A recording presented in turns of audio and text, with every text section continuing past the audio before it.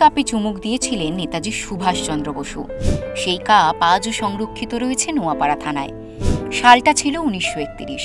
ওই বছরের 11ই অক্টোবর বিকেল 5টা নাগাদ জগদ্দলের গোলঘরে অনুষ্ঠিত বঙ্গীয় পাটকল শ্রমিক সম্মেলনে যোগ দেওয়ার উদ্দেশ্যে রওনা দিয়েছিলেন নেতাজি।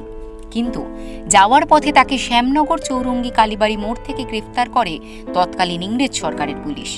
তাকে আটকে রাখা হয়েছিল নোয়াপাড়া থানায়। সেই সময় পুলিশের পক্ষ থেকে নেতাজিকে চা দেওয়া হলে তিনি তা প্রত্যাখ্যান করেন।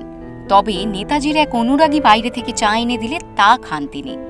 নেতাজি সুভাষচন্দ্রের স্মৃতি বিজড়িত সেই কাপ আজও রাখা আছে নোয়াপাড়া থানায়।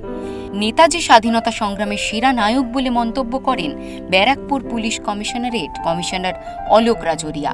সবচেয়ে বড় বলি আমি, আমাদের ফ্রিডম স্ট্রাগলে অনেক হিরো আছেন, তার মধ্যে নেতাজি যেটা নাম আছে, ওনার কীর্তি যে আছে, আমার মনে একটা অন্যতম one of the best hero যেটা আমরা বলি, সেলফলেস স্যাক্রিফাইস অ্যান্ড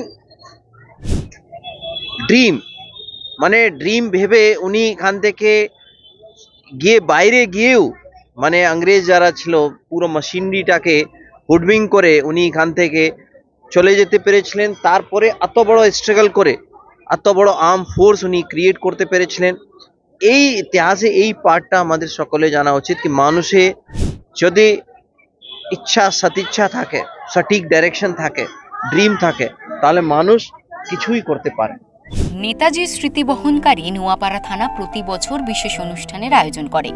নেতাজিকে স্মরণ করে আয়োজিত সেই অনুষ্ঠানে শ্রদ্ধা জ্ঞাপন করা হয় তাকে।